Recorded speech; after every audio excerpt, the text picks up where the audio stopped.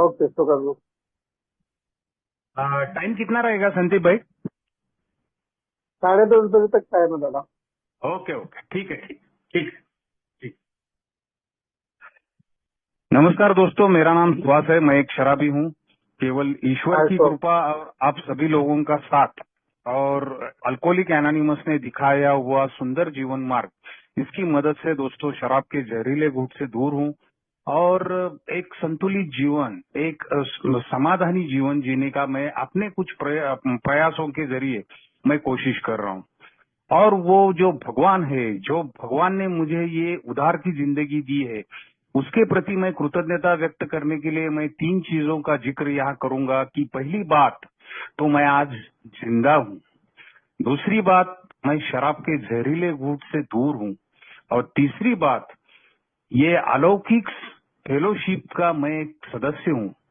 दोस्तों, एक जमाने में ये शराबी लोगों के मीटिंग में जाने के लिए मेरा मन तैयार नहीं था, लेकिन आज नियर अबाउट 24 साल में ये फेलोशिप में आने के बाद मुझे ये महसूस हो रहा है कि ये कोई बोनस लाइफ मैं नहीं जी रहा हूँ।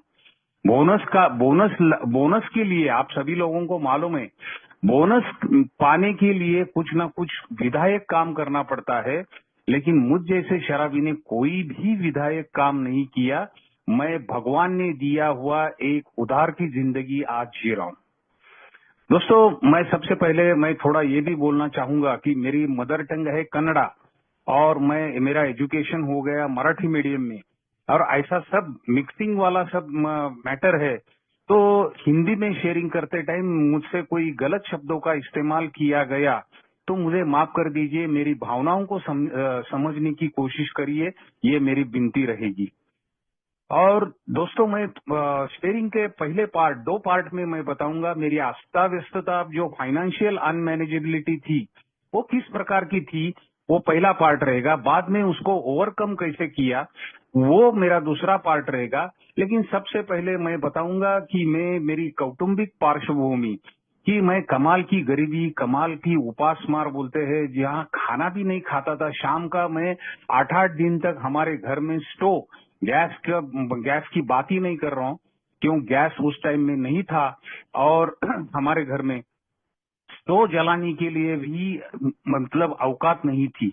ऐसे सिचुएशन में दोस्तों, मैं इतनी गरीबी देखने के बाद, मैं कमाल की गरीबी देखने के बाद 2 वक्त का खाना खाने के लिए मैं तरसता था।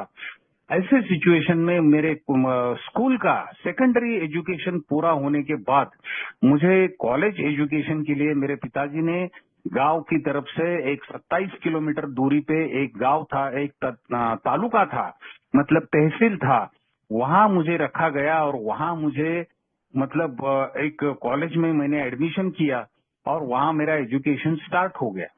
लेकिन अनफॉर्चुनेटली मेरे जो पिताजी एक टीचर थे और वहां के संस्था चालकों ने, मेरे पिताजी बहुत स्ट्रिक्ट थे, तो उनका वो स्ट्रिक्ट बिहेवियर उनको पसंद नहीं आया, उनको काम से निकाला। और मेरे एजुकेशन पे इफेक्ट नहीं होना चाहिए, इसके लिए उन्होंने मुझे बताया भी नहीं। और ऐसे सिचुएशन में उनके सहयोगी एक शिक्षक थे, उन्होंने मुझे वहां एक बस स्टैंड पे मिलने के बाद उन्होंने बताया था कि तुम्हारे पिताजी को निकाला है। दोस्तों, मुझे बहुत बुरा लगा और मैं तुरंत घर की तरफ मैं मतलब बस पकड़ के मैं वहां गांव में पहुंचा, पिताजी को पूछा, पिताजी ने सब मुझे हकीकत बताई। लेकिन हालत ऐसी थी कि पूरा पेमेंट पिताजी को मिलने के बाद हम तीनों भाई, 2 भाई दूसरे गांव में थे, मैं यहाँ था, और तीनों भाइयों का एजुकेशन के लिए पैसा कहाँ से लाना है। मुझे दोस्तों एक थिएटर में मुझे booking clerk, cashier, accountant, door keeper, projection machine operator, ऐसे सभी भूमिकाएं मुझे पूरी करनी पड़ती थी। और दोस्तों, मैं बहुत ही, आज मैं बोल रहा हूँ, लेकिन उस टाइम में मुझे कोई पैसा देने वाला नहीं था। क्लास में पढ़ने वाली, मेरे साथ में पढ़ने वाली लड़कियां जब आती थी, उनको टॉर्च लेके उनके सीट पे बिठाने के लिए जब मैं जाता था, मुझे बहुत शर्मिंदगी महसूस होती थी। लेकिन ऐसे सिचुएशन में भी मैंने एक अपने मन को एक री एजुकेट किया कि भाई तू ये काम नहीं करेगा तो तेरा एजुकेशन पूरा नहीं होगा। तो दोस्तों ऐसा करते करते करते मैंने वो एजुकेशन पहले साल से FY BCom, SY BCom, TY BCom तीनों साल मैंने थिएटर में काम किया। लेकिन मेरे क्या बोलते मेरा भाग्य ऐसा था, दुर्दैवी था, मतलब ऐसा था कि वहाँ के क्लास 4 डोर कीपर और जो भी लोग थे उन्होंने मुझे शराब पीने के लिए मजबूर किया। मजबूर इस तरह से किया कि तू आज हमारे साथ शराब नहीं पिया तो कल से काम पे नहीं आने का। दोस्तों ये सुनने के बाद मुझे बहुत ही मतलब एक टीचर का लड़का जो मेरे पिताजी दूसरे गार्डियन के बच्चों को वो नीतिमत्ता सिखाने वाले, और मैं उनका बेटा होके इधर क्या कर रहा हूँ तो शराब पी रहा हूँ। दोस्तों मैंने शराब पी ली उस दिन, क्यों, मुझे काम की जरूरत थी, मैंने शराब पी ली। और एक प्लस पॉइंट ऐसा होने लगा कि वो शराब पीने के बाद अपने घर पे खाना खाने के लिए नहीं जाते थे, वो बाहर कोई होटल में खाना खाने के लिए जाते थे। और मुझ जैसा एक भूखा और बहुत ही मतलब खाना, एक 19-20 साल की उम्र थी, भर जवानी में पेट भर खाना नहीं मिला तो क्या हालत हो सकती है ये आप महसूस कर सकते हैं खाली।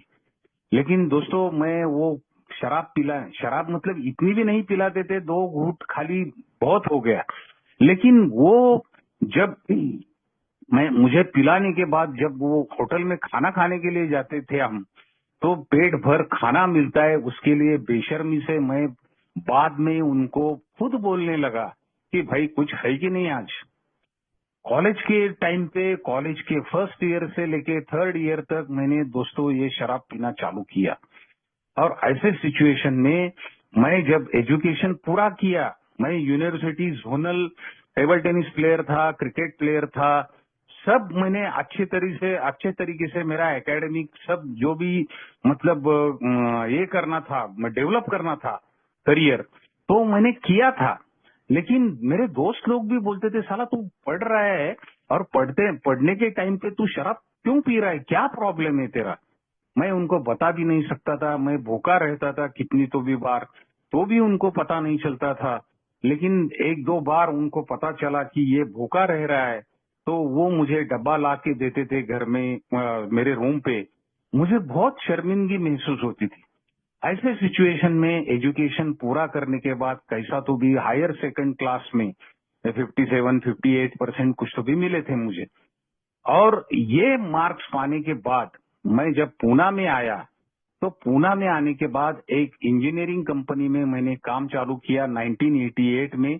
मैं वहां नौकरी करने लगा, वो भी फॉर्चुनेटली एक AA मेंबर की फैक्ट्री थी। और वहां काम करते करते करते 11 साल के बाद 1999 में मैंने उनको आवाज दिया, क्यों, इतनी गरीबी देखने के बाद मैं अपना खुद का घर कहाँ से रहेगा, मुझे घर मकान कुछ भी नहीं था, ना खेती ना बाड़ी कुछ नहीं था। तो ऐसे सिचुएशन में मैं जब मेरे मालिक को आवाज दिया कि सर मुझे मेरा एक सपना है कि पुणे जैसा सिटी में मुझे एक मकान बनाना है, तो आप फाइनेंस कर देंगे क्या। उन्होंने पूरी की पूरी रकम, मेरे फ्लैट की पूरी रकम लोन के तौर पर मुझे दे दी। वो जाके मैंने बिल्डर के यहाँ भर दिया। तो मेरा दुर्भाग्य ऐसा था कि वहां के अकाउंटेंट ने मेरे दिए हुए पैसे में से 50,000 रुपए का लफड़ा करके वो भाग गया। ओनर ने मुझे वापस फोन किया, आपके तरफ से 50,000 रुपए आना बाकी है। मैंने उस टाइम में शराब पीता था दोस्तों, कमाल की शराब पीता था। और मैं जाके उसको गाली दिया, मैं बोला यार तुम्हारे अकाउंटेंट ने मेरे पैसे लेके भागा है तो मेरा क्या कसूर है उसमें। तो नहीं, बोला आपको देना ही पड़ेगा। ऐसा बोलने के बाद तो मेरा गुस्सा और 7वें आसमान पे। तो मैं उसको माँ बहन के ऊपर गाली दिया आया। उसने, वो हमारे पिंपरी चिंचवड़ एरिया का बहुत बड़ा रिनाउंड बिल्डर है, और उसने मेरे नाम से पुलिस स्टेशन में कंप्लेंट की। कंप्लेंट करने के बाद और मुझे पुलिस स्टेशन से फोन आया, तो उन्होंने बताया कि भाई एक काम करो, पुलिस स्टेशन से ये कंप्लेंट कोर्ट में जाएगा और कोर्ट में केस स्टैंड हो जाएगी, तो वो झमेले में मत पड़ो, आप अब आपस में ये जो मैटर है वो कैसा तो भी करके कॉम्प्रोमाइज करके ले लो। ये मुझे वो पीएसआई ने मुझे बताने के बाद मैं वही बात अपने ओनर के पास गया और उन्होंने मुझे एक सलाह दी। अपने पिंपरी चिंचवड़ एरिया में नवजीवन ग्रुप करके एक ग्रुप है, जहां शराबी लोगों के लिए अल्कोहलिक एनोनिमस की नाम की एक संस्था है, जहां हर गुरुवार सुबह 9:30 बजे से सुबह 11 बजे तक मीटिंग चलती है। और वहां आने वाले, तुम्हारी कंप्लेंट जिस पुलिस स्टेशन में है, वहां के एक बहुत बड़े ऑफिसर उनकी शराब की समस्या के लिए उधर आते हैं, उनसे मिलो और ये मैटर निपटा दो। बारिश का सीजन था, 19 जुलाई 2001। मैं गेट के बाहर खड़ा था, बारिश जोर से गिर रही थी, मैं बारिश में भीगा था।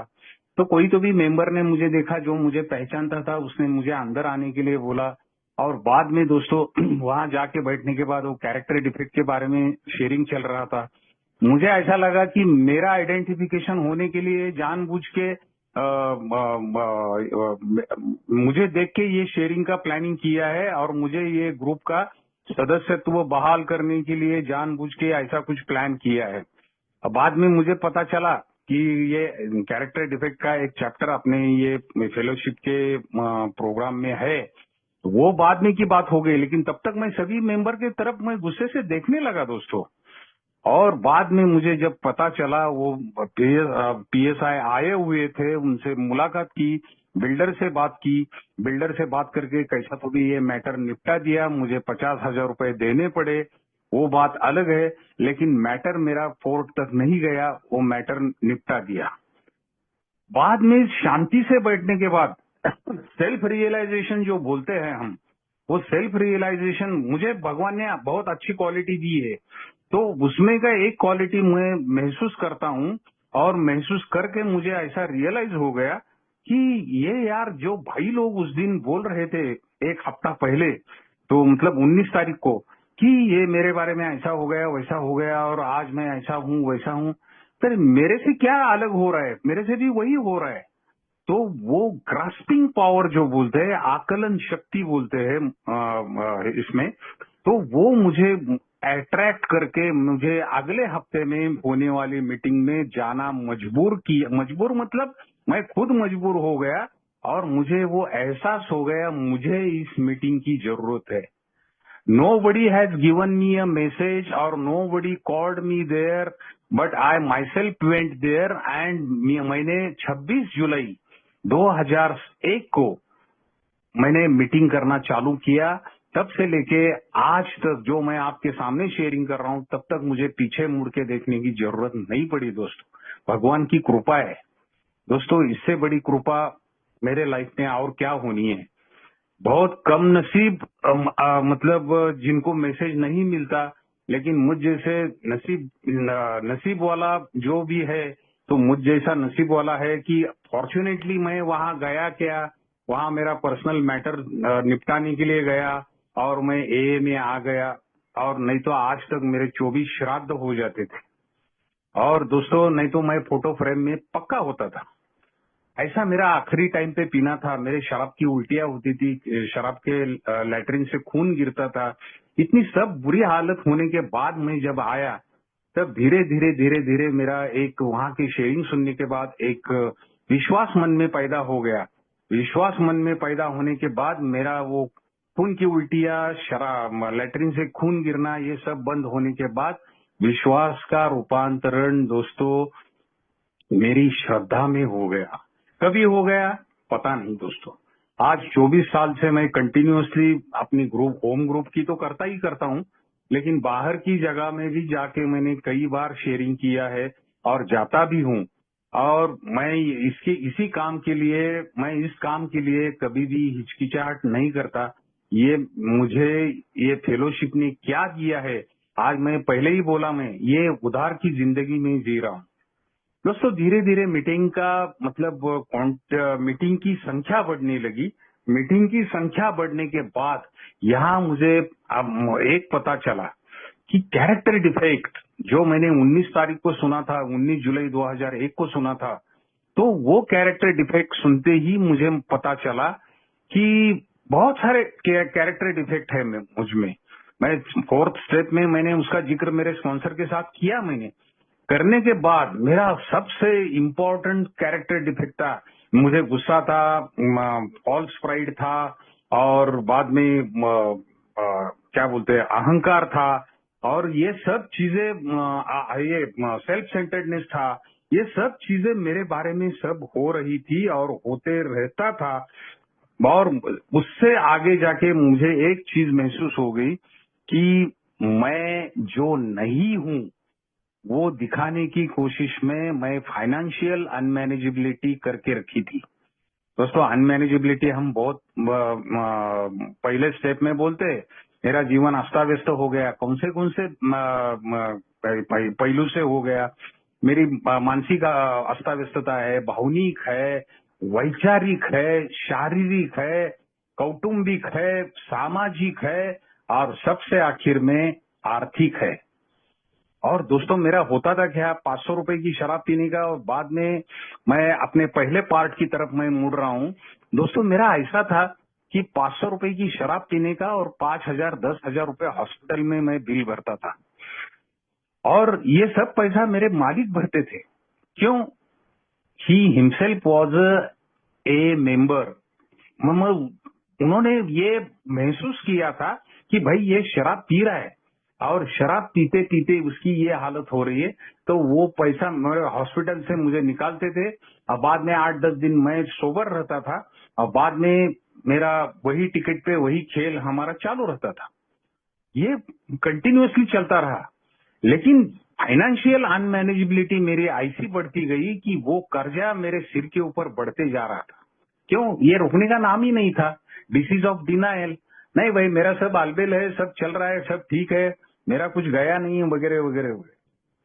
लेकिन ऐसे करते करते दूसरे एंगल से मैंने सोच लिया कि मैंने एक क्रेडिट कार्ड, बैंकों का क्रेडिट कार्ड लेके मैं जो नहीं हूं, मेरा जो सबसे बड़ा कैरेक्टर डिफेक्ट था, वो नहीं हूं दिखाने की कोशिश में। मेरा कंपनी में एक इंजीनियर था, मैं ऑर्डिनरी बीकॉम किया हुआ आदमी, वो इंजीनियर के साथ मैं टक्सल लेता था। उसने कुछ 22 वैट का साउंड सिस्टम लिया, तो मेरे पास 24 का चाहिए, 26 का चाहिए, 28 का चाहिए। मैं वो कर्जा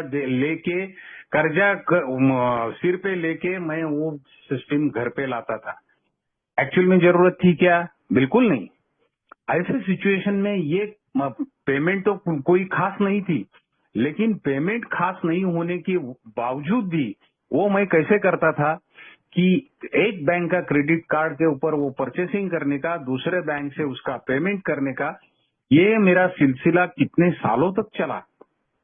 आप खाली दोस्तों मुझे बैंक का नाम बताओ और वो बैंक का क्रेडिट कार्ड मेरे पास नहीं है, ऐसा हो ही नहीं सकता था। ऐसे सिचुएशन में मैंने दोस्तों धीरे धीरे मुझे ये मालूम पड़ा कि मैं धीरे धीरे अपने लिए मैं गड्ढा खोद रहा हूं, और वो गड्ढे में मैं कभी गिर जाऊंगा मुझे पता नहीं। तो मेरा वो प्रैक्टिस बहुत सालों तक चलती रही। बाद में वो हॉस्पिटलाइज का बोला मैंने कि 500 रुपए की शराब पीने की, और 5,000 10,000 हॉस्पिटल में मेरा चालू ही था। मेरा सबसे एक क्या बोलते हैं फिजिकल एक ये था कि मेरा यूरिन रूट चोकअप हो जाता था और मेरी यूरिन पास नहीं होती थी। उसके 5 ऑपरेशन हो गए, और उसके 5 ऑपरेशन के लिए नियर अबाउट एक ऑपरेशन के लिए 1,15,000 1,20,000 ऐसा और खर्चा आता था। और वो ऑपरेशन के लिए भी मेरे मालिक मुझे पैसा देते थे, ना कि कोई चैरिटी नहीं थी, लेकिन खाली वो मुझे हेल्प की तौर पे मुझे मदद करते थे, और वो एक कर्जा मेरे सिर के ऊपर रहता था। इतना सब होने के बावजूद भी मुझे अकल नहीं आती थी दोस्तों कि इतना सब कर्जा अपने सिर के ऊपर है, तो शराब पी के हम मतलब जो क्या बोलते हैं अनवांटेड जो भी प्रॉब्लम्स है मैं अपने सिर के ऊपर क्यों ले रहा हूँ। ये मालूमात होने के बावजूद भी मैं वही गलतियां करते रहता था। बाद में मेरी शादी हो गई 1992 में, 93 में लड़की हो गई, 95 में लड़का हो गया। दोनों के लिए वो ट्रिपल पोलियो वो ये वगैरह ये जो भी ट्रीटमेंट रहता था, ये ट्रीटमेंट के लिए मैंने दोस्तों बेशर्म की जैसा कंपनी का सीनियर मोस्ट एम्प्लॉय और सीनियर मोस्ट एम्प्लॉय क्या कर रहा है, तो शराब पी के अपने क्लास 4 ड्राइवर, टेम्पो ड्राइवर से मैं पैसे मांगता था। किसके लिए? कि भाई मुझे मेरा बेटी का और बेटे का मुझे वो इलाज करवाना है, तो मुझे पैसे की जरूरत है, पैसे दे दो। और वो भी मतलब पैसे तो मेरे सैलरी होने के बाद मैं उनका पेमेंट कर देता था। किधर जाएगा, कंपनी का सीनियर आदमी है और किधर जाएगा, दे देते थे वो। ऐसा मतलब बेशर्मी की हद हो गई थी। कंपनी का सीनियर मोस्ट एम्प्लॉय बोलता है और क्लास 4 टेम्पो ड्राइवर से तुम पैसा मांगते फिरते रहो। और ये मुझे मतलब ये आज मैं बोल रहा हूँ, लेकिन उस टाइम शराब के सामने मेरे कोई क्लास 4, कोई मेरा स्टेटस ही नहीं था। माँ बाप मतलब कोई किसी ने बोला कल क्या क्या साहब, बहुत कल रात को बहुत हो गई क्या, सुबह सुबह अभी मुंह का बास आ रहा है, अरे तुम्हारे बाप ने पैसे दिए थे क्या? ये मेरा सवाल था। ये एरोगेंसी, ये मतलब क्या बोलते हैं उसको, मस्ती, ये मेरे रग रग में भरी हुई थी। लेकिन मुझे अपनी गलतियों का एहसास कभी नहीं हुआ और ये मेरा चलते रहा। उसकी वजह से मेरी फाइनेंशियल अनमैनेजेबिलिटी मेरी बहुत बढ़ती गई, बहुत सारा कर्जा हो गया। अभी मैं ए में आ गया, सेकंड पार्ट की तरफ मैं मुड़ता हूँ, वो बहुत बड़ा है। जो एक्चुअली मैंने क्या किया, ये ओवरकम करने के लिए बोलना बहुत जरूरी समझता हूँ। ये बहुत ही थोड़ा लेंदी है, तो मैं अपने ग्रुप के जो भी पदाधिकारी है उनको मैं रिक्वेस्ट करूंगा कि टाइम खत्म होने के बाद भी एक 4-5 मिनट आगे पीछे हो गया तो भी मुझे अलाउ करो, कि वो आधा छोड़ने में मुझे अच्छा नहीं लगता, कि वो बोलना जरूरी समझता हूँ। कोई नवागत रहेगा, कोई नया आया हुआ रहेगा, जिसको कुछ अपने शेयरिंग से कुछ फायदा हो गया तो वो उसके ऊपर अमल कर सकेगा। यहाँ आने के बाद क्या हो गया, ए में मीटिंग का मेरा सातत्य बढ़ गया और मीटिंग में मैं थोड़ा अच्छा लगने लगा। मेरे मतलब एहसास भी हो गया कि चलो भाई यही एक जगह है वगैरह वगैरह। यहाँ आने के बाद क्या हो गया कि मैं खुद के ऊपर प्यार करने लगा। मुझे जीने की आस मन में पैदा हो गई। मुझे जिंदा रहने के लिए, मैं जो 40 साल की उम्र में एक्चुअली क्या बोलते हैं, मैं ऐसे ही पीते रहता था, I would have been died. मैं पहले ही बोला मैं कि मैं कभी का मर चुका होता, पर लेकिन यहाँ आने के बाद मैं खुद के ऊपर प्यार करने लगा।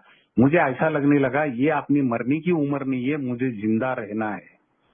अभी जिंदा किसके लिए रहना है?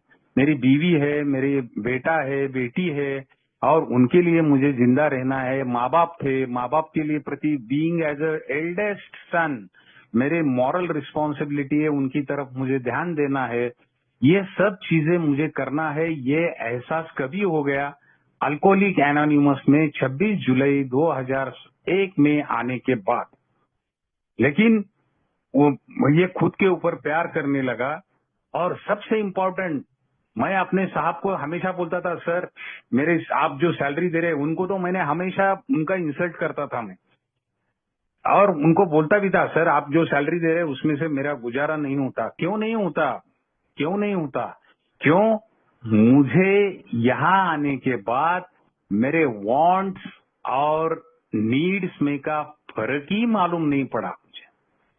यहाँ आने के बाद मालूम पड़ा, लेकिन उससे पहले मुझे वो मालूम ही नहीं था मेरी वांट्स क्या है, मेरे नीड्स क्या है। तो नीड्स मेरी बहुत ही लिमिटेड रहती है, वांट्स तो हनुमान जी की पूंछ की तरह रहते हैं। कितना भी कमाओ, कुछ ना कुछ तो भी उसके लिए पैसा खर्चा करने के लिए उसका रास्ता तैयार ही करके रखता हूँ। मुझ जैसा शराबी उसके लिए रास्ता तैयार करके रखता हूँ। लेकिन यहाँ आने के बाद उन्होंने मुझे ये राज मंत्र दिया और उन्होंने बताया, तुम्हारे नीड्स एक पेपर पे लिखो और वांट्स क्या है वो एक पेपर पे लिखो, और मैं आपको उसका क्लेरिफिकेशन देता हूँ और उसके ऊपर हम बात करेंगे। उन्होंने बताने के बाद बेचारे लास्ट ईयर में उनकी डेथ हो गई, लेकिन उन्होंने जो मुझे बताया, जो माइंड को रीएजुकेट किया, तो उसकी भरपाई या उसके लिए उनका कितना भी धन्यवाद करूं तो वो कम है दोस्तों। उसके बाद मैंने पीछे नहीं देखा दोस्तों।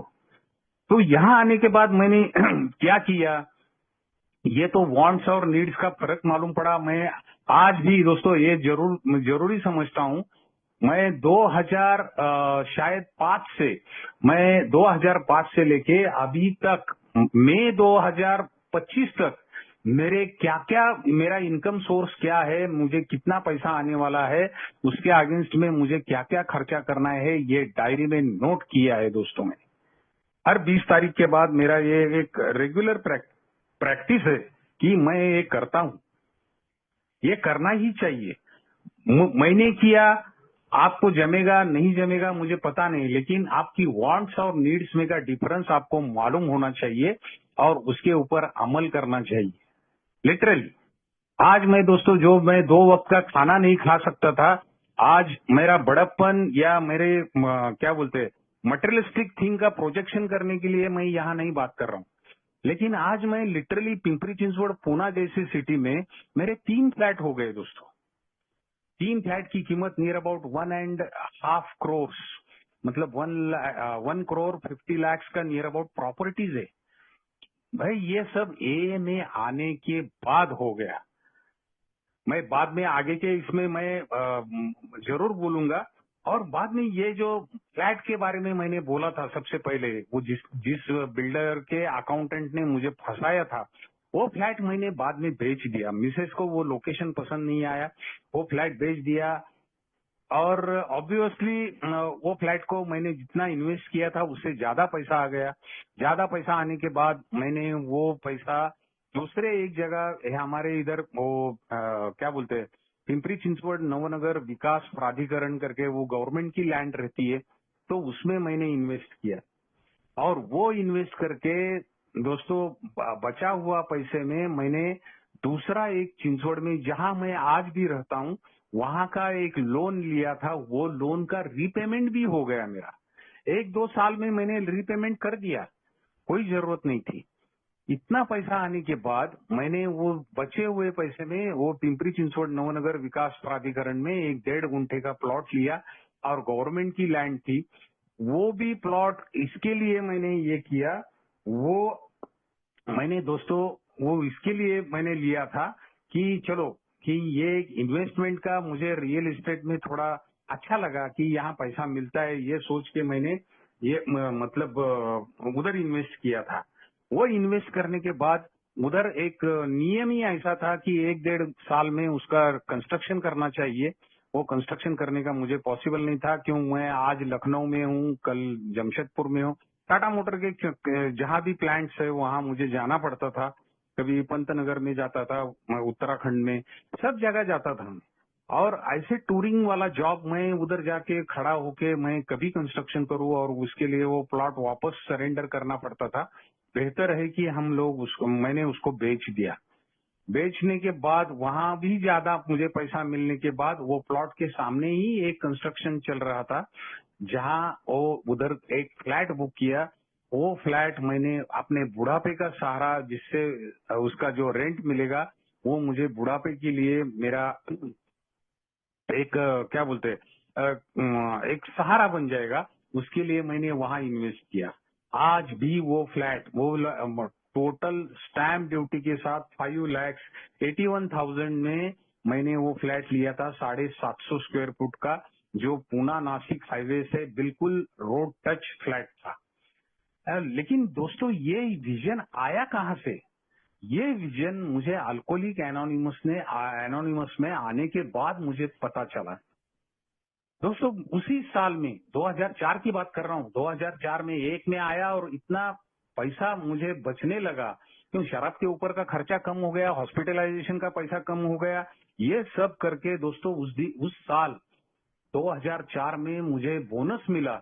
और वो बोनस मुझे मिलने के बाद हिसाब से जो भी सभी एम्प्लॉय को देते हैं तो दे दिया, लेकिन मैंने कुछ नॉन टेक्निकल आदमी होते हुए भी मैंने कंपनी का नियर अबाउट 1.5 लाख का एक प्रोडक्टिव मैंने ऐसा काम किया था, जिसके लिए मेरे मालिक ने मुझे 30,000 का कैश प्राइज दिया था।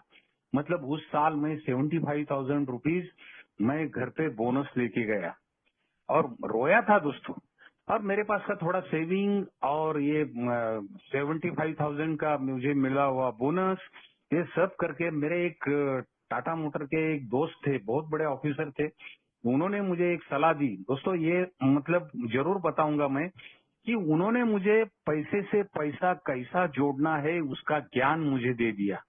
वो ऐसा था कि 1.5 लाख रुपए के लिए मैं किसी पहले सबसे पहले मैं माफी चाहूंगा, मैं किसी गवर्नमेंट की स्कीम का प्रमोशन नहीं कर रहा हूं, लेकिन मैंने जहां किस योजना में पैसा इन्वेस्ट करके पैसे से पैसा जोड़ा, ये यहाँ अपना सब्जेक्ट की वजह से मुझे ये बोलना उचित समझा, इसके लिए मैं बोल रहा हूँ।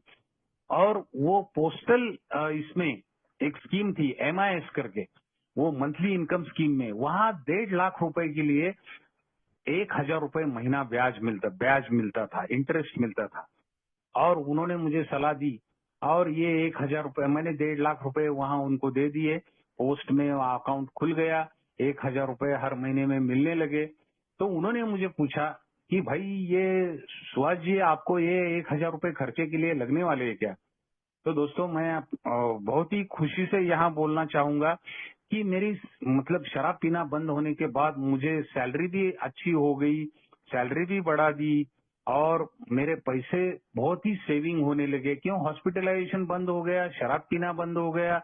ये सब बंद होने के बाद दोस्तों 1,000 रुपए की मुझे जरूरत ही नहीं पड़ी।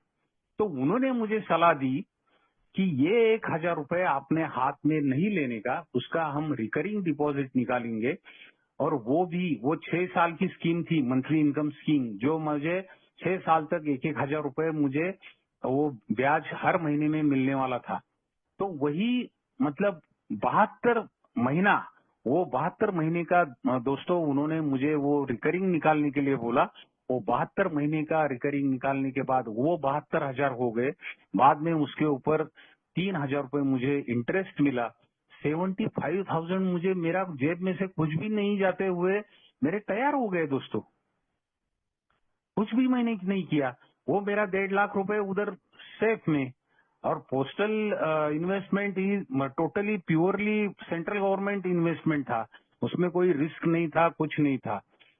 वो 75,000 मेरा जो रिकरिंग द्वारा जमा हो गए थे, वो FD भी मैच्योर हो गई। ऐसा करके बाद में मैंने 2006 में दोस्तों एक दूसरा कैश में मैंने दूसरा और एक फ्लैट लिया, वो भी मुझे आज मेरे बुढ़ापे के माय रनिंग एज इज 64। तो ऐसे सिचुएशन में मैं आज वो दोनों मतलब फ्लैट का किराया मैं आज मेरे मतलब क्या बोलते रहने के लिए या मेरा उदर निर्वाह करने के लिए मुझे वो बहुत काम में आते हैं। और वो फ्लैट ले लिया।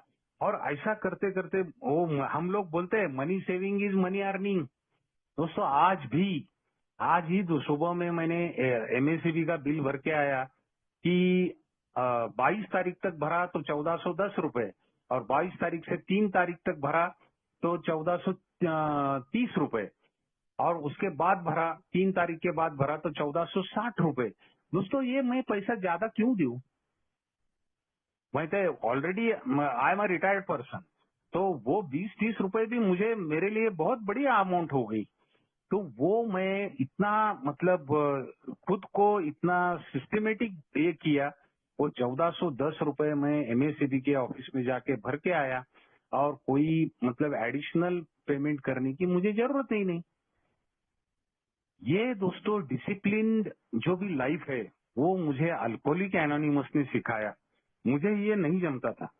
बाद में दोस्तों मैं आऊंगा सबसे इम्पोर्टेंट पार्ट की तरफ कि बच्चों का engineering education.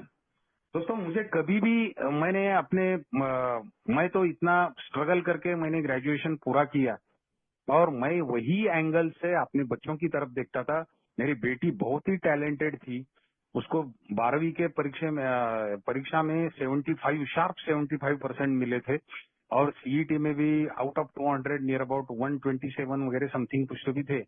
And she was insisting मी कि मुझे इंजीनियरिंग पूरा करना है। तो मैंने उसको बोला अरे इंजीनियरिंग मेडिकल ये अमीर बाप के बच्चों का शौक है सब। तो मैं उनको अंडर एस्टिमेट करता था, लेकिन मैं ये भूल गया उसकी होशियारी, और उनके होशियारी की तरफ मैं ध्यान नहीं देते हुए मैंने ये जो पैसा कमाया है इतना पई पई करके, उसके लिए ये बच्ची मेरी जस्टिस देगी क्या? नहीं तो उसको नहीं जमा, बाद में ये साल भी गया और मेरा पैसा भी गया। ऐसा सोच के मैं उसको अंडर एस्टिमेट करता था। और शराबी बाप और उसका गुस्सा, उस टाइम मैं शराब नहीं पीता था, ठीक है, 2010 की बात कर रहा हूँ। और मैं शराब तो नहीं पीता था, लेकिन मेरा गुस्सा उसको मालूम था।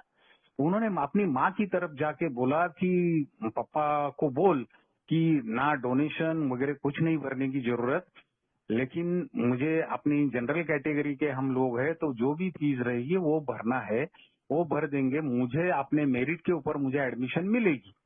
और हुआ ही वैसा। बाद में मैंने सोचा साला हम लोग इधर अभी स्ट्रगल करके इतना यहाँ तक आ गए, और नौकरी में भी कोई ऐसी खास पोजीशन मुझे या आराम की नौकरी नहीं थी।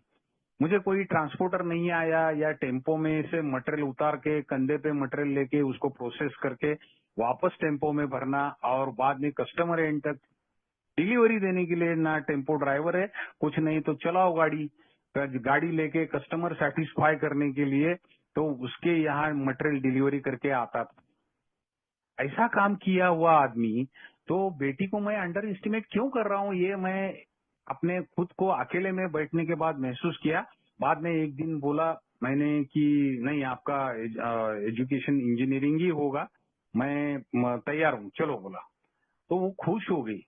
बाद में उसी टाइम में मेरे मालिक ने मुझे बोला कि आपको जमशेदपुर में जाना है, तो मैं बोला नहीं जाऊंगा, मेरे जो भी मकसद अभी जीने का है तो वो बच्चों का करियर और उनका फ्यूचर देखना है, तो मैं अभी नहीं जा सकता।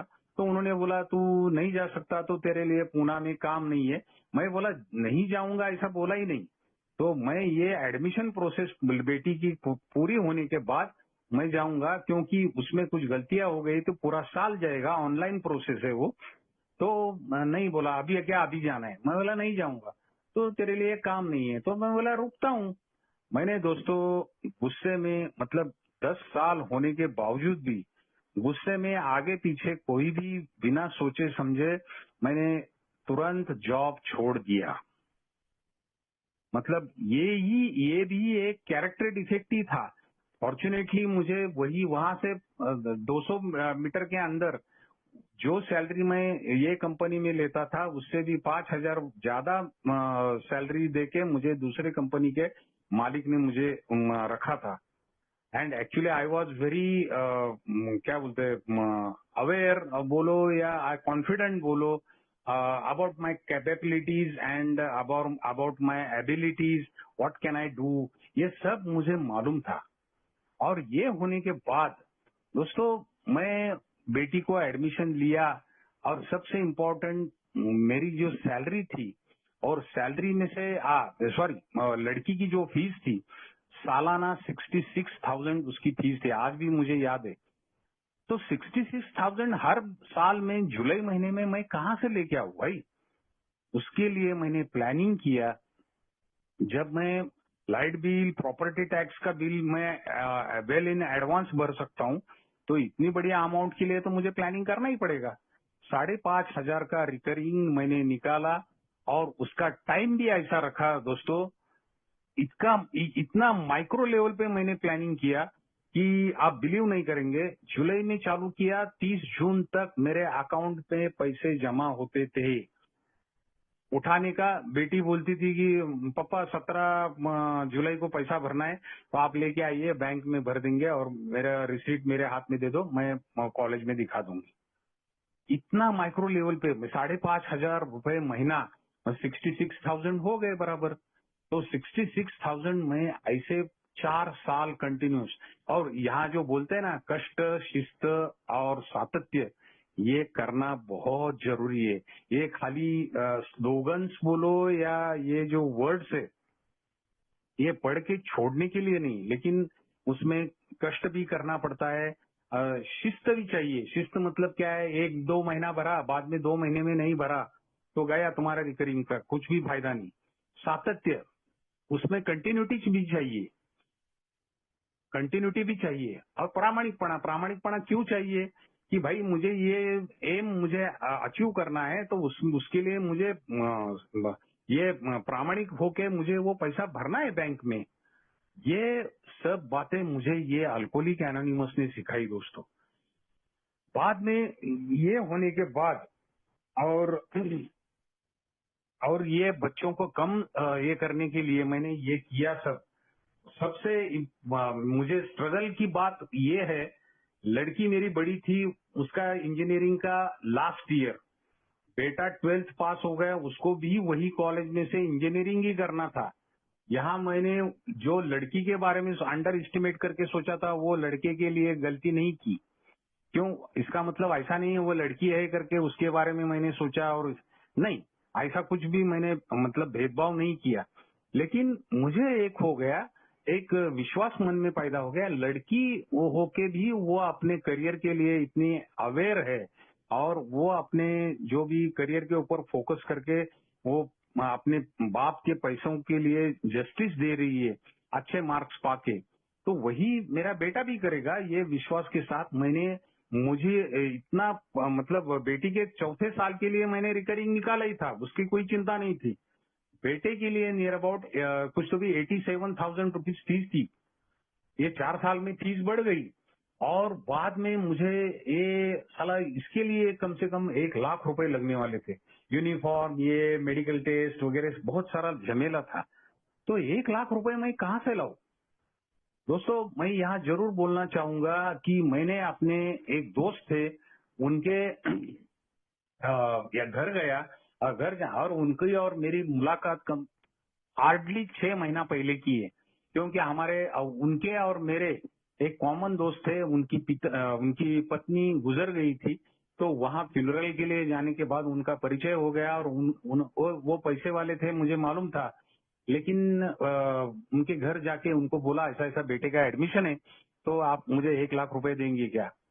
तो उन्होंने जिनकी पत्नी गुजर गई थी, उनको फोन करके पूछा कि भाई ऐसा ऐसा तुम्हारा जो दोस्त है वो मुझे पैसे मांग रहा है, what is the reliability about repayment? तो उन्होंने बोल दिया कि नहीं, वो पैसे के मामले में बहुत स्ट्रिक्ट है, तो तुम दे सकते हो। तो उन्होंने मुझे फोन करके बोला कि तुमने मेरे पास क्यों नहीं मांगे? मतलब sir, and he is a telco employ right now also, अभी भी काम कर रहे हैं। तो उन्होंने मुझे बोला कि आपने मुझे क्यों नहीं मांगा? तो मैं बोला सर, आपकी मिसेज एक्सपायर हो गई, आपने 5-5.5 लाख रुपए हॉस्पिटल में भरे हैं, मैं आपको कैसे पैसे मांग सकता हूँ? तो इसके लिए मैं उनको पैसा नहीं, मुझे उन्होंने बताया, और मैंने उनको बोला भी है आपको 1 लाख रुपए दे देंगे। उन्होंने मुझे घर पे बुलाया, 1 लाख रुपए दे दिया, मेरा काम हो गया। लेकिन इससे मैंने क्या सीखा कि जब मैं किसी से पैसे उधार लेता हूँ, क्या बोलते हैं, रीपेमेंट एश्योरेंस मेरी तरफ से जाना चाहिए। ये मेरा एक नया फंडा मैंने सीख लिया, और उनको बताने के लिए एक मन मुझे बोल रहा था, साला 1 लाख रुपए तो दे रहा है, शराबी मन। हाँ? ये देखो दोस्तों, शराबी मन कैसा रहता है। और ये मुझे बता रहा है कि साला 1 लाख रुपए दे रहा है, तो मुझे क्या खरीद के लिए है क्या? सब जगह इंक्वायरी कर रहा है, ये ऐसा वैसा नहीं। मैं बाद में अपने आप को समझ लिया कि भाई 1 लाख रुपए नॉट अ स्मॉल अमाउंट, बढ़िया अमाउंट है, और उनको रीपेमेंट का एश्योरेंस चाहिए ना, चाहे वो 10 रुपए रहने दो या 1 लाख रहने दो, 10 लाख रहने दो, रीपेमेंट का एश्योरेंस तो देना ही है। And at the same time कि मुझे मेरे LIC के पैसे आने वाले थे, एक 15 दिन के बाद मैं उनको वो पॉलिसी लेके, LIC का पैसा श्योर शॉर्ट रहता है, तो मैंने वो पॉलिसी लेके जाके दिखाया उनको। दिखाने के बाद बोला कि सर देखो, ये पैसे आने वाले, आने के बाद मैं कोई इंस्टॉलमेंट वगैरह कुछ नहीं करने वाला, मैं एक साथ सब पैसा मैं आपको लाके दूंगा। और वो उनको वो पॉलिसी दिखाने लगा, तो बोला नहीं नहीं नहीं, मुझे जहाँ इंक्वायरी करना था मैंने कर लिया, आप पैसे लेके गए ही है, काम करो अपना, और जब भी आएगा तभी मुझे पैसे दे दो, आप पैसे डुबाने वाले नहीं है, मुझे खतरी हो गई। क्या बोल दिया भाई उन्होंने। आज भी मेरे जो भी जो लड़का है जिसके लिए उन्होंने ये पैसा दिया, वो अपने सगे मामा से भी जितना प्यार नहीं करता, उतना हमारा मतलब डोमेस्टिक बॉन्डिंग जो है वो हमारा इतना स्ट्रांग हो गया, अनबिलीवेबल। आज मेरे हर सुख दुख में वो आते हैं। आज भी मेरी बेटी की शादी लास्ट ईयर में हो गई, उन्होंने बोला आपको कौन से प्रकार की मदद चाहिए, शारीरिक कष्टों की, वस्तु के रूप से चाहिए, पैसों के रूप से चाहिए, बोलो कौन सा भी बोलो। मतलब ये जो विश्वास है, ये विश्वास प्राप्त करने के लिए मुझे सिखाया किसने? अल्कोहलिक एनोनिमस ने। दोस्तों यही नौकरी के टाइम पे मैंने अपने अधिकार का ये भी मैं बोलना यहाँ उचित समझूंगा कि भाई दोस्तों ये खाली फाइनेंशियल स्टेबिलिटी के बारे में बोल रहा है, लेकिन मैंने कुछ गलत काम किए वो भी मुझे यहाँ बोलना जरूरी समझता हूँ, नहीं तो अदरवाइज क्या बोलते एक साइड वन साइडेड वो मुझे नहीं करना है। मैंने नौकरी करता था जो ए मेंबर के कंपनी मालिक के कंपनी में मैं नौकरी करता था, वहां मैंने दोस्तों कुछ मेरा अधिकार का गलत इस्तेमाल करके मैंने 2 नंबर का पैसा भी कमाया। मतलब कमीशन खाना वगैरह, कंपनी का कुछ नुकसान नहीं किया, वो डेफिनेट है, कंपनी का कुछ भी नुकसान नहीं किया, लेकिन कमीशन लेना, वेंडर लोगों के पास से पैसा लेना वगैरह, ये सब बातें ये सब चीजें मैंने की है। और वो करने के बाद ये मुझे मतलब मालिक को मैं गुस्से से बात करता था, उनका इंसल्ट करता था, सब मैं उनको ऐसा पानी में देखता था। लेकिन जब मैंने ये 12 कदमों का कार्यक्रम मैंने मतलब समझा के लिया, तब उनसे माफी भी वो उनके एक्सपायरी के पहले मैंने 1 साल उनसे माफी भी मांगी है दोस्तों। ये भी मैं यहाँ बोलना ठीक समझूंगा कि उनसे माफी मांग के मैंने ये बात का जिक्र किया, सर मैंने अपने अधिकारों का गलत इस्तेमाल करके आपके साथ काम करते हुए मैंने ये ऐसा ऐसा पैसा का, बस बोला आपको ये रियलाइज हो गया, यही गलती आपने आगे वाली जिंदगी में मत करना, मुझे विश्वास है तुम होशियार हो और तुम जरूर नहीं करोगे, ये मुझे बिल्कुल विश्वास है। चलो तुमको खुद को एहसास हो गया, ये मेरे लिए काफी है, मैंने तो माफ कर दिया, बोलो। और वो करोड़पति है दोस्तों, करोड़पति है, जिनका टर्नओवर करोड़ों में है। ऐसा आदमी मुझ जैसा एक मामूली आदमी को 1 सेकंड के अंदर मुझे माफ कर देता है। ये मुझे क्या बोलते हैं, कार्यक्रम यहाँ काम करता है दोस्तों। मैं अपने दिल से उनको माफी मैं रोया उस दिन, शाम के 5 बजे थे, मैंने फोन करने के बाद बोलो सुहास जी, बोलो बोलो बोला, मराठी में बोल रहे थे, बोला सुहासराव। लेकिन बोलने के बाद जब मैं ये सब बातें उनसे शेयर की, तो मैं बाद में अपने आप को कंट्रोल नहीं कर सका। ठीक है, बाद में यहाँ इतना तक बोला गया कि मुझे यह करने के लिए मुझे एक्शन की जरूरत है। बैंक में जाके रिकरिंग के लिए पैसा भरना है, एक्शन बोलते हैं, action is the magic word. आपने बिग बुक में पेज नंबर 69 पे भी बोला है, 4th स्टेप में। मेरी श्रद्धा है, ये फेलोशिप के ऊपर इतना बोल के काम नहीं चलेगा, उसके हिसाब से उसके ऊपर एक्शन भी करना जरूरी है। और एक्शन के बिना ये सब मेरी बकवास निरर्थक है, ऐसा शब्द है, निरर्थक है, माझी श्रद्धा निरर्थक आहे। वही 11th स्टेप पे दोस्तों पेज नंबर 80 पे बोला है कि यही बकबक करने से कुछ भी नहीं चलेगा, मुझे उसके ऊपर अमल करना चाहिए, कृति करना चाहिए। कृति के बिना ये मेरी श्रद्धा मृतवत है, मरी जैसी है, कुछ भी फायदा नहीं है दोस्तों। ये सब क्या बोलते हैं उसको, बच्चों ने भी मेरे इसका अनुकरण किया है, उन्होंने भी ऐसे उनका सैलरी आईटी कंपनी में काम करते हैं, दोनों इंजीनियर हो गए और दोनों को अच्छी सैलरी है, उनके पास सेविंग हो गया पैसा, मैंने जैसा इन्वेस्ट किया उसका अनुकरण कर रहे हैं। और ये भी यहाँ ये भी बोला है कि मुझ पे ज्यादा असर किस बात का हो गया मालूम है? अपना बिग बुक में मराठी बिग बुक में है कि चैप्टर नंबर 9 उसमें लिखा है फैमिली आफ्टरवर्ड्स में, मराठी में बोलते हैं त्यानंतरचे कुटुंब। उसमें लिखा है कि शराबी लोगों के साथ रह के फैमिली अपनी बहुत डिस्टर्ब रहती है, और मिसेस बोलो या बच्चे लोग बोलो, ये मानसिक तौर पे वो विकृत हो जाते हैं। और ये बात उन्होंने page number 112 Marathi big book का मैं रेफरेंस दे सकता हूँ, पेज नंबर 112 पे उसका जिक्र किया है, ये विकृत हो जाते हैं। और उनको क्या चाहिए रहता है, उनको सुख चाहिए, बाद में उनको सिक्योरिटी चाहिए, और वो नहीं मिला तो वो उनका एक क्या बोलते हैं उसको, अपेक्षा भंग हो जाता है और वो दुखी हो जाते हैं। और ये क्या बोलते हैं, नुकसान भरपाई के लिए उसके लिए टाइम लगने वाला ही है। मतलब आज ये में आ गए और सब मुझे सब मटेरियलिस्टिक थिंग मिल गए, ऐसा नहीं होता। हर एक के अपने काम करने का तरीका, अपना डेडिकेशन, अपना क्वालिफिकेशन, अपना नॉलेज, ये सब चीजों के ऊपर ये बातें ऑटोमेटिकली हो जाती। लेकिन एक ज्ञान पक्का मिलता है कि मुझे जिंदा रहने के लिए काम करना चाहिए और काम करके मुझे पैसा कमाना है, ये ज्ञान पक्का मिलता है। एक जमाने में नहीं तो शराब में ही सब पैसा उड़ा देता था। तो आज मेरी फैमिली, मेरे बच्चे, मेरी बीवी, उसके लिए कुछ तो भी करना चाहिए, ये ज्ञान मिलता है, पक्का मिलता है। और ये बाय प्रोडक्ट है, ऐसा मेरा मतलब क्या बोलते हैं, मेरा एक्सपीरियंस है कि ये बाय प्रोडक्ट ऑटोमेटिकली मिलता है।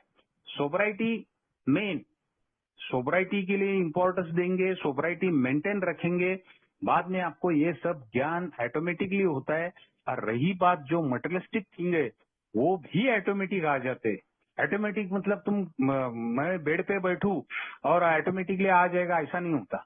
उसके लिए मुझे हाथ पैर हिलाना ही है, और हाथ पैर हिलाने के बाद भगवान देता ही है, ऐसा नहीं हो सकता।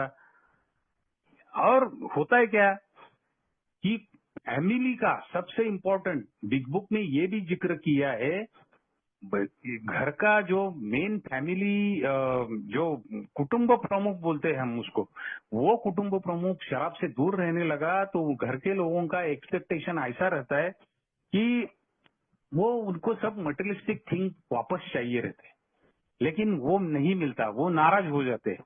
लेकिन उसके लिए टाइम जरूरी है। इंस्टेड ऑफ डिमांडिंग या एक्सपेक्टिंग फ्रॉम द क्या बोलते हैं कुटुंब प्रमुख या main lead person of the family, उसके तरफ से ये सब चीजों को डिमांड करने से वो क्या बनने जा रहा है उसको ज्यादा इम्पोर्टेंस देना चाहिए। he should be a good husband, he should be a good father of his children। तो ये सब घर का मतलब पिताजी का अच्छा बेटा, भाई का अच्छा भाई, बहन का अच्छा भाई, ये सब बनने के लिए उसके लिए जो भी कोशिश कर रहा है उसको अप्रिशिएट करना चाहिए, ना कि सब मटेरियलिस्टिक थिंग की डिमांड करना है। आणि ये सब करते टाइम सबसे इम्पोर्टेंट वो 9th चैप्टर में इसका जिक्र मैंने किया, फैमिली आफ्टरवर्ड्स मराठी में, त्यानंतर ते कुटुंब, उसमें लिखा है page number I think 113। Henry Ford नामक एक आदमी ने लिखा है कि मैं शराब से दूर रहने के बाद आज मैं बोलता हूँ ना, मेरे पास 1,50,00,000 की प्रॉपर्टी है, कुछ भी नहीं है वो। मेरी सबसे बड़ी प्रॉपर्टी क्या है? मेरे पास्ट एक्सपीरियंस, जिसकी बदौलत मैंने ये सब प्रॉपर्टी कमा ली है। लेकिन सबसे बड़ी प्रॉपर्टी क्या है? तो मेरे पास्ट एक्सपीरियंस, और उसमें सुधार करने की मानसिकता आज मैं रखता हूँ। जो भी गलतियां आज भी होती है, होती नहीं है ऐसा नहीं, कोई दावा ही नहीं कर सकता, लेकिन आज भी होने वाली गलतियों के लिए मैं उसमें सुधार करने का मैं प्रयास करता हूँ, और ये उनको फेस करके मुझे आज ये सब चीजें करनी पड़ती है। और वो हेनरी फोर्ड ने बोला है, उसको तुम अपनी बहुत बड़ी प्रॉपर्टी समझो, और सच है वो, मुझे एहसास हो गया उसका। क्यों? वो एक्सपीरियंस थे करके मैं आज ये स्टेज पे पहुंच गया। ये बात तो मुझे मान्य करना ही है। और बाद में सबसे आगे इतना भी लिखा है कि जो भी मटेरियलिस्टिक प्रोग्रेस है, भौतिक प्रगति बोलते हैं उसको, भौतिक प्रगति कभी पॉसिबल है? मेरी स्पिरिचुअल प्रोग्रेस होने के बाद। वही चैप्टर में पेज नंबर 116 में लिखा है, my materialistic progress will be only after my spiritual progress. बिल्कुल सही है वो। 12/12 में भी लिखा है, पेज नंबर 45 में, मुझे लगता है 7th स्टेप में। मुझे लगता है कि ये भौतिक समाधान जो है, मतलब ये मटेरियलिस्टिक थिंग का जो भी सेटिस्फेक्शन है, यही मेरा मतलब मेन टारगेट है।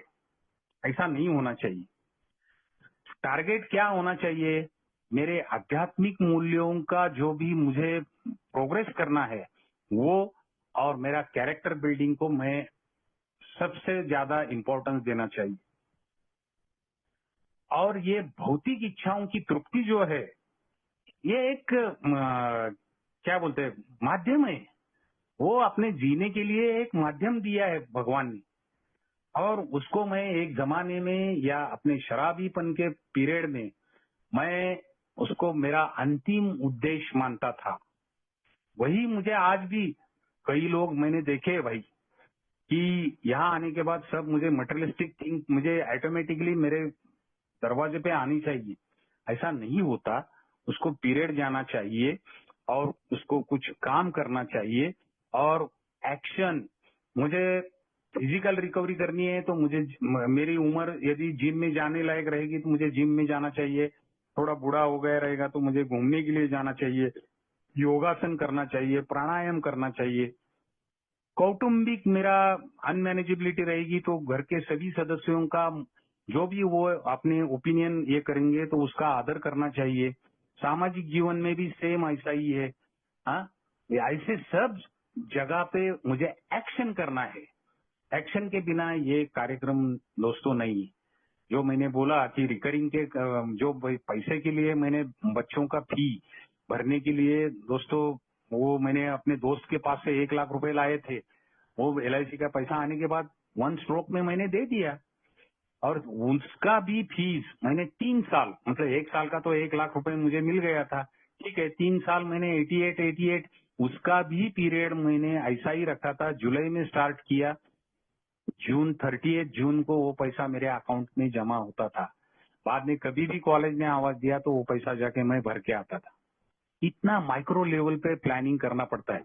और आज दोस्तों ये सब बातें अल्कोहलिक एनोनिमस ने सिखाया है, और आज उसके ऊपर मैं अपना मतलब निजी जिंदगी उसके वही रास्ते पे चलने की कोशिश करता हूँ। और सबसे आखिर में मैं एक बात बोलना चाहूंगा कि grape wine coat pocket sponsor में बहुत बढ़िया एक्शन के बारे में लिखा है कि our recovery has less to do with our thinking but much more to do with our action. And if I don't believe in this, stop going to the meeting, stop doing the amends, and stop doing the service also. And मग मेरी personal recovery कैसे होगी? My recovery works better when I utilize, not analyze. मुझे जो tools दिए गए हैं उसका utilisation किया तो ही मेरे मतलब रिकवरी हो सकती है। उसका पोस्टमार्टम करते बैठा, एनालिसिस करते बैठा तो मेरी प्रोग्रेस पॉसिबल नहीं है। मुझे जो रास्ता दिखाया है उसके ऊपर चलना ही है। आखिर में एक सेंटेंस और बोलूंगा, क्वालिटी ऑफ रिकवरी ये किसके ऊपर निर्भर करती है? Quality of recovery is proportional to the quality of my surrender. मैं कहाँ तक कितना नम्र होके मैं सरेंडर करता हूँ और अपने आप को मेरी गलतियों का एहसास अपने आप को दिलाता हूँ, उसके ऊपर निर्भर करता है। और ये सब अनमैनेजेबिलिटी के ऊपर मुझे काम करना है, और वो काम करने के लिए मुझे एक्शन की जरूरत है। जो मुझे समझ में आया मैंने आपके सामने रख दिया, और आप लोग सभी लोगों ने शांति से सुना। मेरे संदीप भाई और बाद में पायोनियर ग्रुप के सभी सदस्य लोगों का या उनके पदाधिकारी लोगों का मैं बहुत ही आभार व्यक्त करता हूं कि जिन्होंने मुझे इस विषय पे अपना अनुभव कथन करने के लिए यहाँ मौका दिया। तो सबको धन्यवाद। आप सभी लोगों ने शांति से सुना। धन्यवाद।